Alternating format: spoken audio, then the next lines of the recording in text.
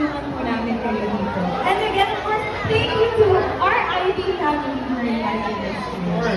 Thank you. Alam mo guys, just to let everyone know, their coming here is really out of the goodness of their heart. And really because they love us and because we're really family. Kaya salamat sa inyo.